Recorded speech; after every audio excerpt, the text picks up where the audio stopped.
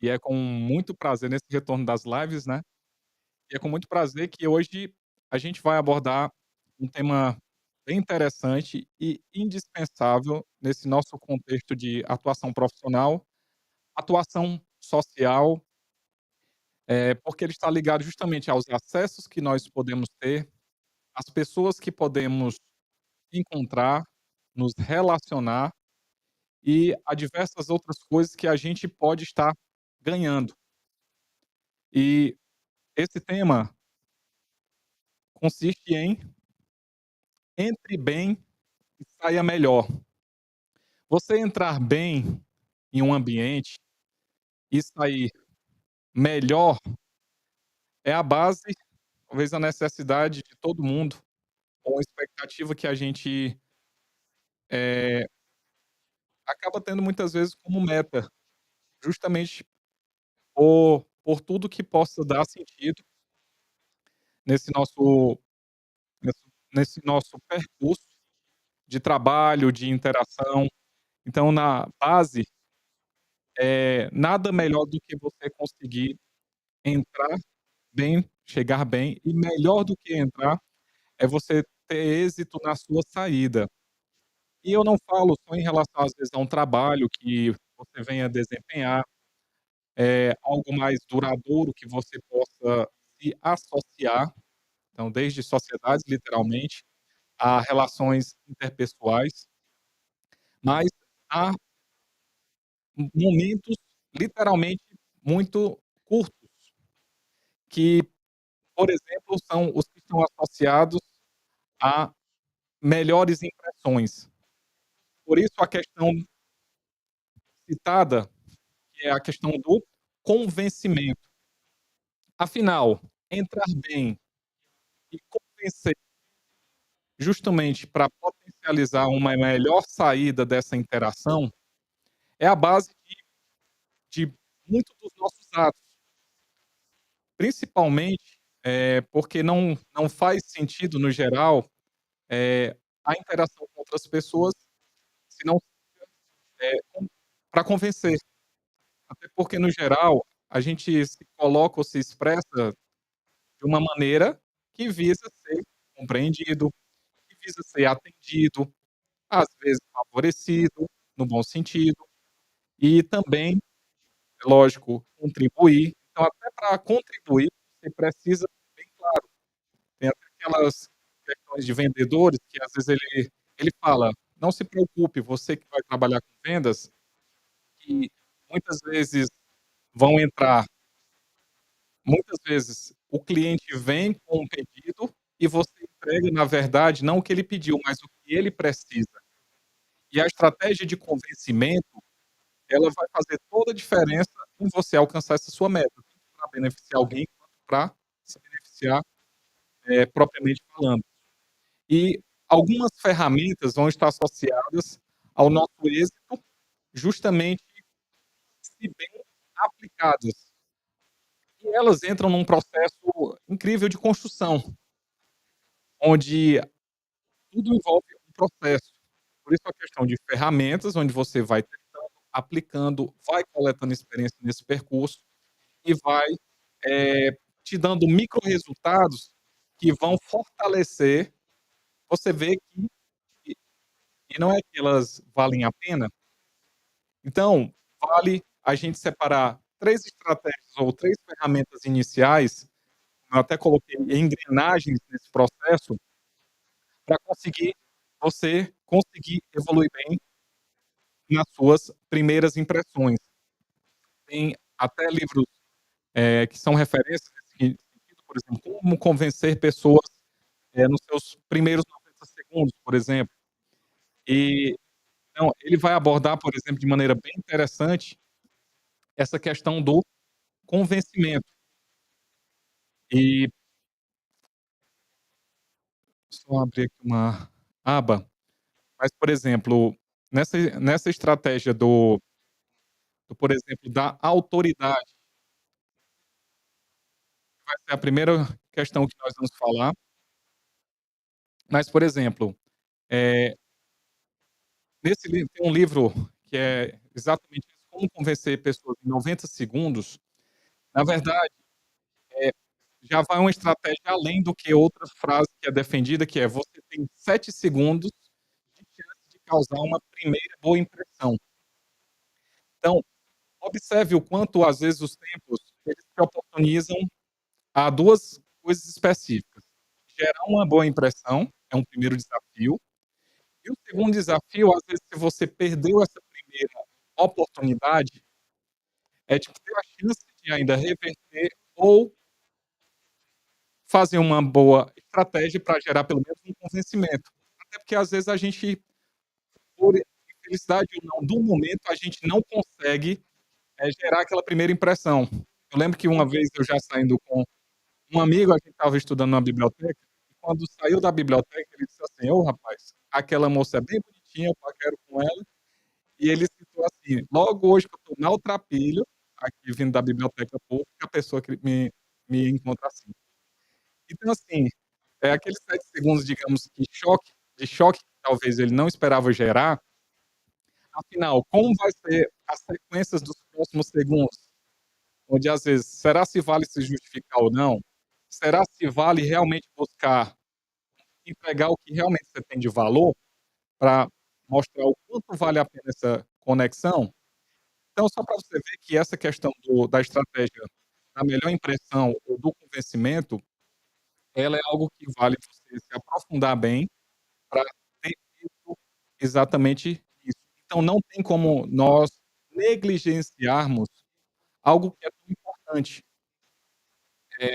Que entra até, digamos, na esferas dos pecados, praticamente sociais, como, por exemplo, a gente sabe que são atos profissionais falhos, a questão da imprudência, da imperícia, da negligência, e se a gente não tiver consciência nesse quesito, de que não pode negligenciar isso, nós estaremos perdendo em nossa estratégia. Até porque tem uma frase que é nós tem uma frase muito famosa que fala assim: "Nem sempre teremos uma segunda oportunidade de gerar ou de causar uma primeira boa impressão". Então que a gente consiga realmente entrar praticamente com aquela frase também, com o pé nas po os pés na porta, né, com o pé na porta. Justamente entrar com tudo nessa abordagem, pra gente ter a melhor chance de êxito nisso. Então não tem como negligenciar e falar ou, se expressar de tipo: "Ah, não tô nem aí". Não adianta a gente alimentar, digamos, essa imaturidade, muitas vezes, ou de épocas, ou de momento que ainda está se vivendo, que: "Ah, não, eu tô nem aí, o que vão achar". Na verdade, é exatamente por não valorizar isso que realmente vamos perder o que está na mesa, né. Aquela questão, tem dinheiro na mesa, muitas vezes estaremos deixando de perder ganhos financeiros mesmos, ganhos relacionais, e às vezes um relacionamento que tem tudo para deslanchar bem. Até porque na prática, todo relacionamento se inicia a base é ninguém conhece ninguém. Então, se você consegue, saber valorizar o que supostamente está sendo largado na mesa, às vezes você vai ter a chance de analisar e ganhar nisso tudo. E não só ganhos materiais, como relacionais, mas também acessos. Eu lembro, tem um influencer muito famoso, se não me engano ele é de Minas, e ele se gabava muitas vezes que ele só tinha a sétima série, e conquistou inúmeros milhões. Só que era até um motivo de orgulho, então, de ele falar em algumas festas, e até o momento que ele conseguiu se conectar com um bilionário que falou assim: "Por que você não faz um supletivo? Por que você não busca terminar seus ensinos e de repente fazer uma graduação, faz uma administração, faz alguma graduação". Ele falou assim: "Não, o meu diferencial é eu ter chegado à sétima série somente por contextos familiares e mesmo assim ser multimilionário". Ele falou assim: "Que pena você pensar assim, até porque, eh, alguns graus, principalmente o grau acadêmico, ele pode te inserir em inúmeras mesas que só podem visar graduandos". E aí ele viu assim, que realmente a hipótese dele era um orgulho bobo e que não iria realmente colocá-lo em mais votos. Até porque quem tem essa mentalidade de crescimento sabe o quanto faz diferença você ter acesso àquela questão de que você pode estar a poucos telefonemas de uma pessoa, igual, por exemplo, ao governador do estado. Eu basta eu conhecer, às vezes, alguém da esfera política, que pode ter um outro grau, um contato telefônico forte com alguém que é aliado a ele, de repente, nessa roda de progressão de network, às vezes a gente pode acessar governador. Então, às vezes, dependendo da esfera que você precisa alcançar, alguns telefonemas, ou seja, alguns acessos vão te levar até lá. Por isso a importância de trabalhar para construir isso. Eu tiro pela própria graduação, por exemplo, graduei em medicina, então imagina o acesso que essa certificação me deu. Então, tem rodas de médicos que, sem o diploma, possivelmente eu não teria acesso. Só para você ver a importância, geralmente há coisas que podem te levar, que valem a pena para te levar a um outro patamar. Mas claro que você vai ter filtros, a questão dos saber dar os seus nãos. Por quê? Porque se você não souber filtrar, acaba você vai abraçar muita coisa e vai te atrasar. Por isso a importância de você realmente ter o seu propósito bem alinhado, porque assim você vai conseguir filtrar. O que são os filtros, por exemplo? Os filtros são tudo aquilo que te afasta do seu propósito. Logo, os filtros são as famosas, que a gente chama de distrações. As distrações, elas vêm justamente, tirar o nosso foco. Por isso a importância da gente entender bem o nosso propósito, alinhar tudo que possa ser combustível nessa jornada e, assim, não deixar se perder pelas distrações. Saber dizer não e filtrar. Tem até uma lembrança de um conselho que é: quando você, para responder algo, surge um não ou um talvez na sua mente, é porque realmente aquilo não é para você entrar. Que o sim seja realmente muito claro naquilo que você está disposto a entrar. E ou que vem se somar ao seu processo de estratégico, né, de boas impressões ou de convencimentos. E na prática, é um caminho solitário, a estratégia de crescimento, para você ser um bom, convencedor, ser muito bom de persuasão. Na prática é um caminho solitário, mas que vale realmente, muitas vezes, como autodidata, ou fazendo mentorias, ou buscando leituras, principalmente que são muito acessíveis, você ficar muito bom nesse processo de convencimento, de persuasão. E eu até cheguei a fazer uma postagem que, nomeando como conceituando como a arte, de convencer de si. Então, é a arte de você, convencer o outro de si. E na prática, entrando na parte de ferramentas, vem todo esse processo de construção, e o primeiro delas que a gente vai abordar seria a autoridade. Então, o que que na prática a autoridade ela vai estar associada ao que você tem a apresentar. E aqui nós temos, diversos tópicos a pontuar. Por exemplo, quando a gente fala de, o que que eu posso ancorar a minha autoridade, aqui vem a questão, por exemplo, da farda. Então, o que que às vezes você está usando? É um jaleco, por exemplo? O jaleco, então, vai te oferecer uma autoridade, por exemplo, de quem está na área de saúde, de quem de que alguém que pessoas que precisam esclarecer processos nesse sentido, vão buscar você. Que quando você manifesta uma frase ou uma opinião sobre aquilo, já vai ter um peso diferenciado. Olha, por exemplo, um militar ou um guarda que, por exemplo, não vai ter poder de multa. Você que possa estar andando irregular num veículo, só em você já ver uma farda associada a um guarda, você já vai se preocupar, justamente porque, nossa, vou ser multado. Às vezes você nem sabe se aquele uniforme está associado a alguém que tem poder de multa, mas já vai gerar uma mudança no teu comportamento. Digamos, de você andar de maneira mais correta, por exemplo, ou de lembrar que precisa se regularizar. Outra questão é o cargo, por exemplo. O cargo, lembra, por exemplo, da história de José, no Egito? O faraó chamou, deu um anel, então condecorou ele com um anel e simbolizou que ele seria o quê? É o cargo de governador do Egito, ficando abaixo apenas do faraó e recebendo aquele cargo, sendo nomeado. Só para você observar o quanto um cargo pode te trazer autoridade. E uma autoridade que olha em quantos segundos ele consegue, digamos, se apresentar, chegando com um anel daquele de faraó, de governador do Egito.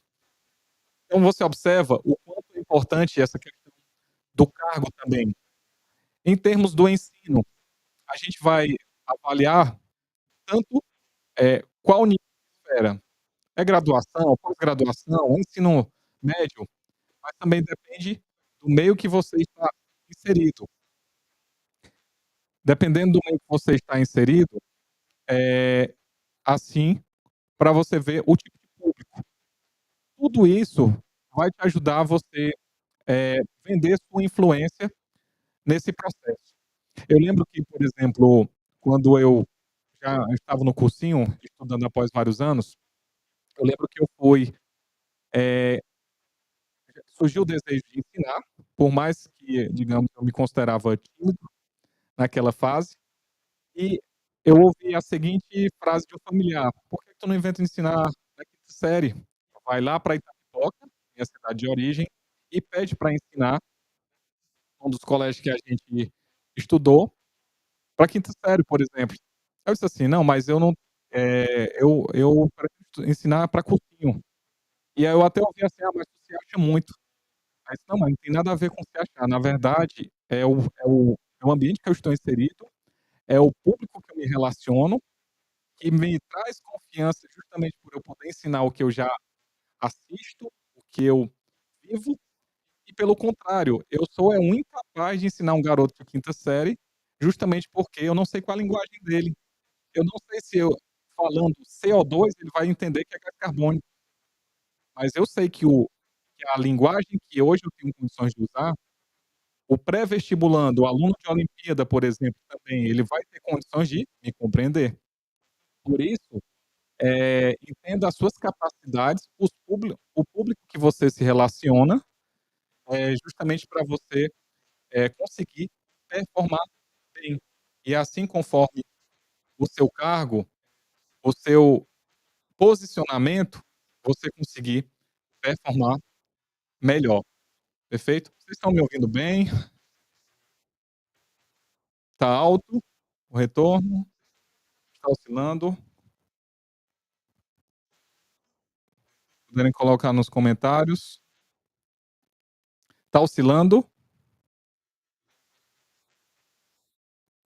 Então vamos lá, vamos seguir. Ó, pessoal, então, para vocês terem ideia da questão do contexto de autoridade, a gente pode ver também a questão da experiência curricular.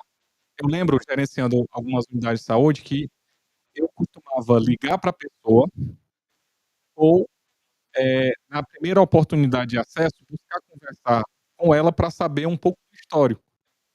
No mínimo, eu já pedia o currículo, mas não com o que a pessoa estava fazendo na atualidade, até porque a pessoa, às vezes, tinha 2 meses formado e colocava assim: "Estou numa UPA, estou no PSF", e aí só que ali não está me traduzindo muita coisa. Então, eu pedia: "O que que você fez na graduação?", que você entenda que, a nível de exercício, acadêmico, médico, que você entenda que foi mais aprofundado.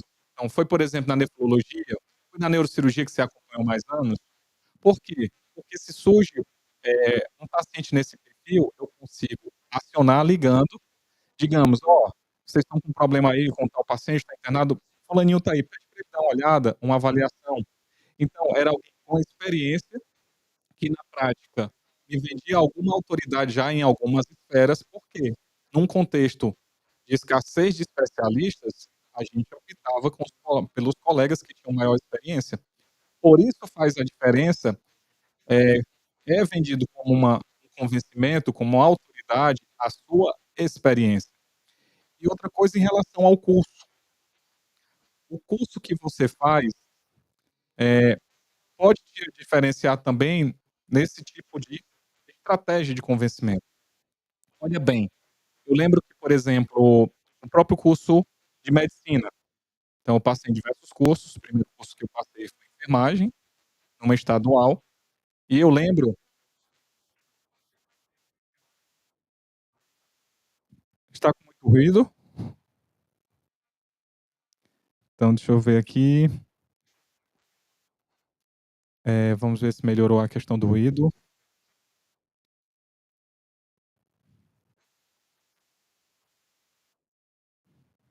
Alô, alô? Alô, alô? Melhorou a questão do ruído? Vamos ver aqui.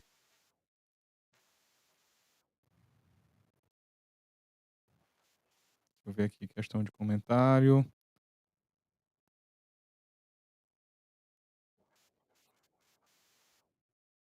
Melhorou agora? O chat acaba sendo um pouquinho lento.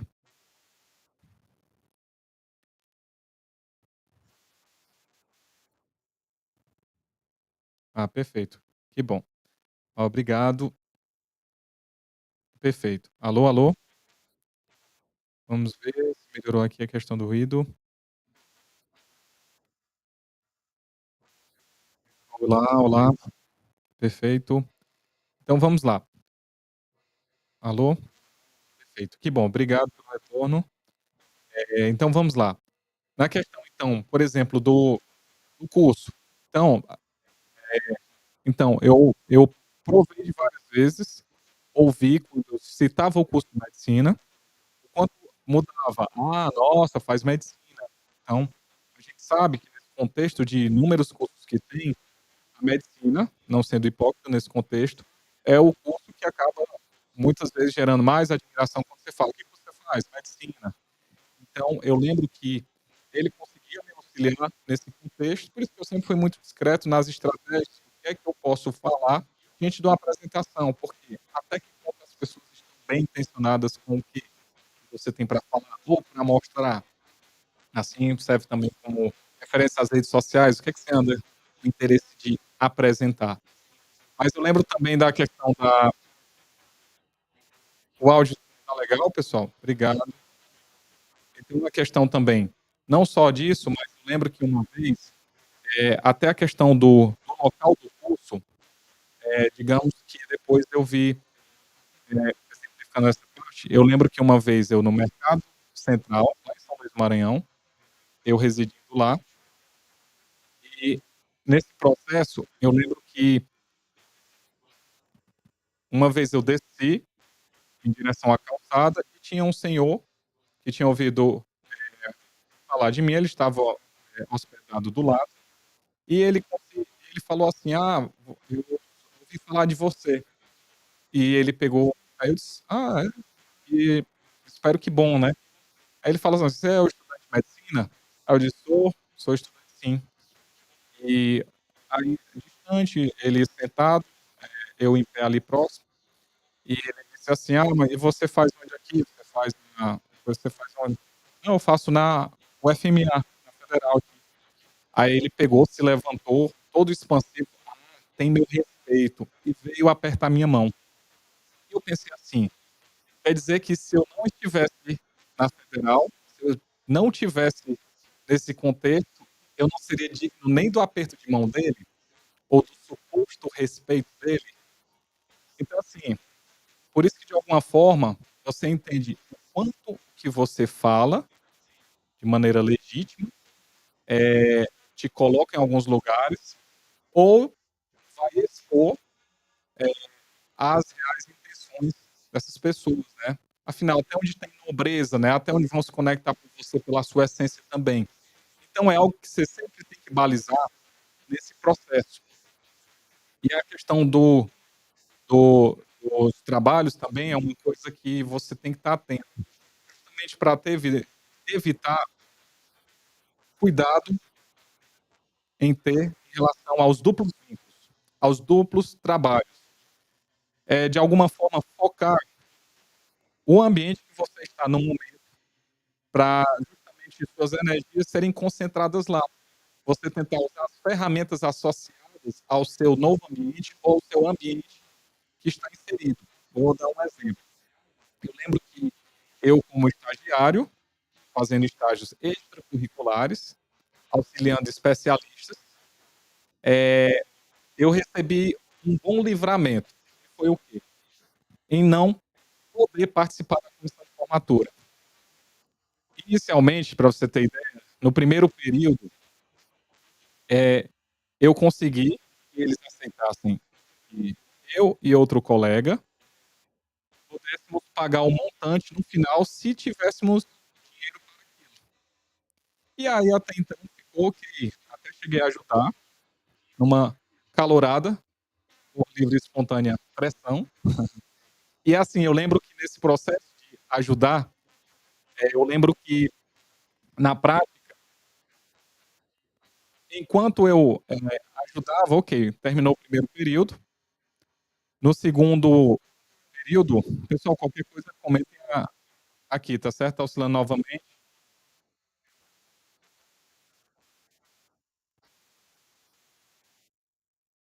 mas vamos lá.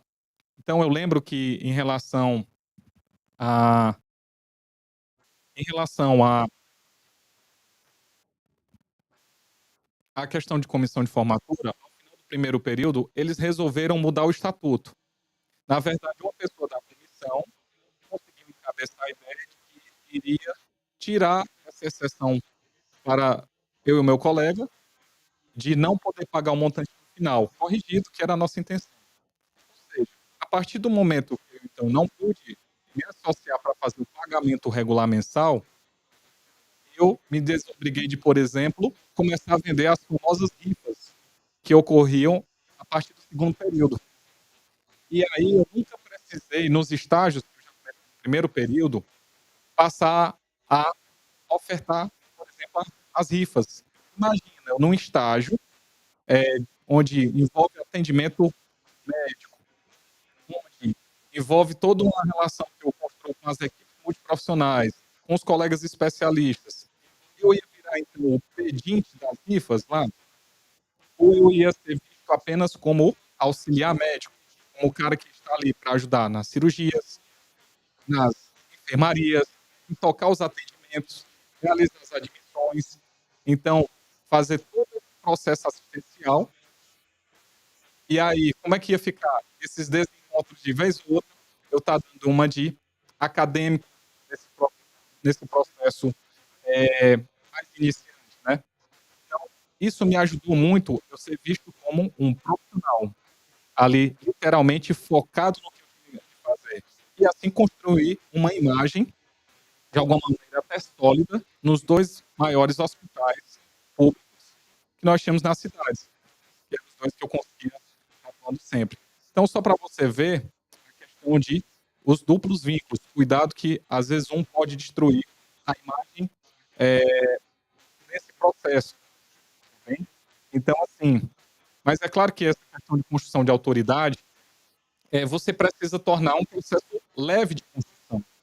Você precisa respeitar os tempos, os ciclos, não precisa estar se afobando nesse processo, se angustiando, querendo acelerar as coisas, até porque, se você acelerar demais, realmente você não vai ter estrutura para suportar o suposto peso que você está querendo carregar.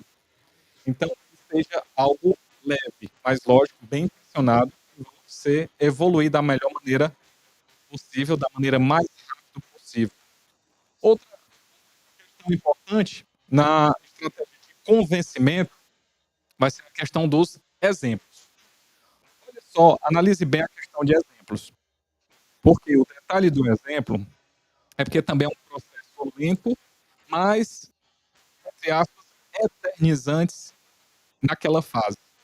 Então eles vão te eternizar naquele processo, porque realmente o exemplo arrasta. Essa frase é famosa, mas ela é bem verdadeira. E até porque quando eu cito naquela fase, né, ele te eterniza na fase que na prática tem até uma outra frase interessante que se chama, que o sucesso é alugado, né. A gente vê por muita mídia que a gente consegue acompanhar, quantos deixaram de ser famosos. Então faz todo sentido, o sucesso é alugado, assim como a autoridade construída, na verdade, o convencimento que está embasado no seu exemplo e na fama que corre associado a isso, ela é só uma fase. Então, por isso que de alguma forma vai te eternizar naquele momento.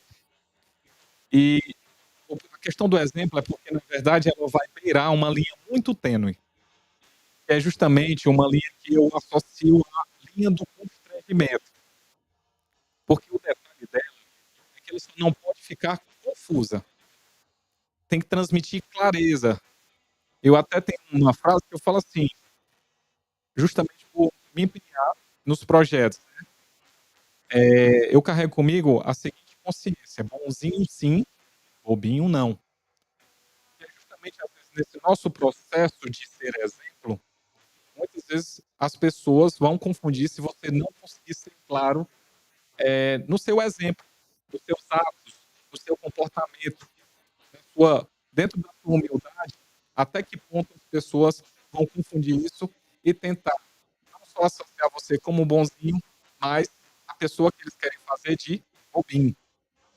Por isso, a importância de você estar atento a essa linha, que é essa linha de ser bom, de ser uma pessoa boa que faz, que está disposto, mas também que vai ser um bom delegador. Eu sou bom, sou bonzinho, mas eu sei delegar. E aí vai fazer um diferencial nessa questão de você, conseguir atuar bem nesse processo de suposto constrangimento. Por quê? Porque, na verdade, seria aquela questão do exemplo arrasta. Olha, vou te dar 2 exemplos, por exemplo, de pessoas que constrangeram pelos seus atos. Deixa eu ver aqui a questão do áudio novamente. Deixa eu só observar aqui, pessoal, só um instantinho. Mas se é é como se tivesse com um eco, então só ajustar aqui.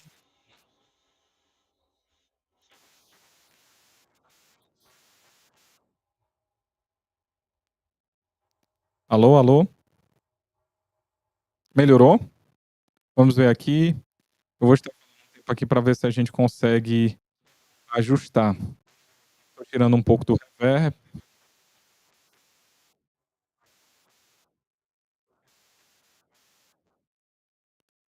Então, perfeito.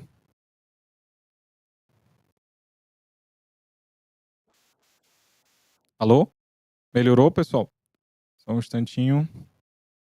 Oi, oi. Alô, alô? Alô? Alô? Oi, alô? Oi, oi. Oi, alô? Alô, alô? Então agora sim, eu acredito que vai resolver aqui. Vamos ver aqui. Alô, alô? Tem um retorno aí, por favor? Alô, alô? Perfeito. Alô? Só mais um retorno aí de vocês. Desculpa pela questão do áudio, mas vamos ver. Estão ouvindo bem? Melhorou? Alô, alô, alô? Melhorou? Perfeito. Então vamos lá. Então perfeito. Eh, então a questão do exemplo, finalizando nessa parte, dos exemplos que convenceram, que atraíram pela questão do constrangimento. Um deles é o Mahatma Gandhi, o titulado como o rebelde da paz. Ele promoveu uma resistência não violenta. Ele nasceu na Índia Britânica, depois vocês acrescentem, o em relação aos meus conhecimentos sobre o Gandhi, e ele fazia protestos políticos desde inicialmente a jejuns, associado à busca de ser um opositor ao contexto que enfrentava em relação a impostos sobre terras, sobre a discriminação que vivia, e a questão de espancamento sem revidar, que foi o que muito aconteceu. Muitas vezes chegava ele mostrando a causa nobre que ele estava disposto a assumir, porém não guerrear no sentido de revidar, diante dos conflitos corporais que eram traçados. Então as batalhas acabavam ele muitas vezes resistindo, ofertando o sofrimento dele, a ponto de constranger o agressor ou digamos a quem estava exercendo a lei naquele contexto. E outro exemplo muito interessante de constrangimento que convence é o de próprio Jesus Cristo morrendo na cruz. E é aquela questão, morrendo por amor a nós, em perdão dos nossos pecados, em prol disso, mas, eh, nos atraindo por todo esse esforço, por toda essa doação pela gente e não pelo que muitos religiosos tentam nos aproximar a ele, que é querendo trabalhar a culpa, a acusação. Então: "Olha, isso vai te levar a tal coisa, cuidado com não sei o quê". Então, ao invés de lembrar o sacrifício dele e de tanto amor provado, é algo mais constrangedor. Então, só para você ver o quanto o exemplo associado, eh, pode nos ajudar, eh, trabalhar a questão do convencimento. E são pontos importantes a considerar. Só usar outro aparelho. Deixa eu ver aqui. Tá tudo ok? Melhorou? Então ainda tá com leve ruído, né? Só ver outro aparelho. Perfeito. Deixa eu só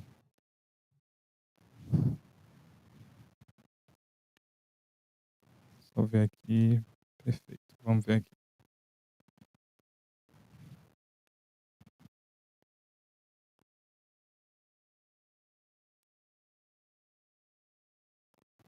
Alô, alô? Mais uma vez tentando resolver essa questão do ruído. Eh, alô?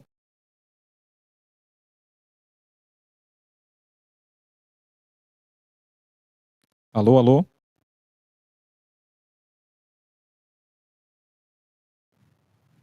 Alô?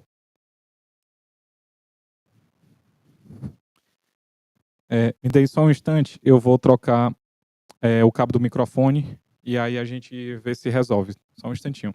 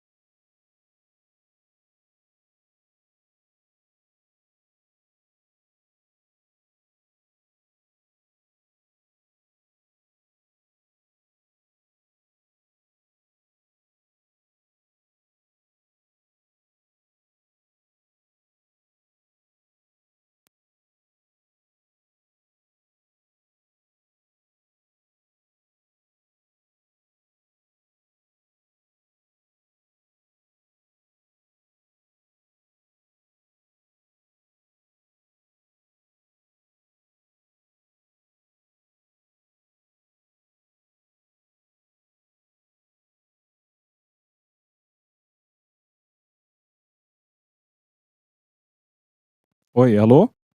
Alô, alô? Agora sim, pessoal. Ah, outro nível de áudio. Me dê um retorno, por favor. Ok, sem problemas.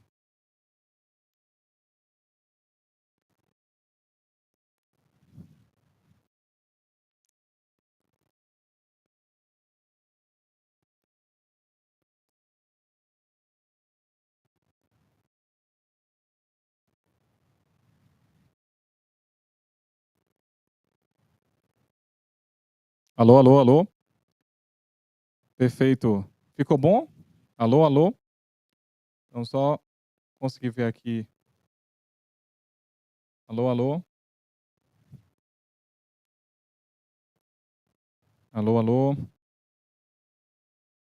O bom do ao vivo é porque literalmente você se de se desdobra no processo.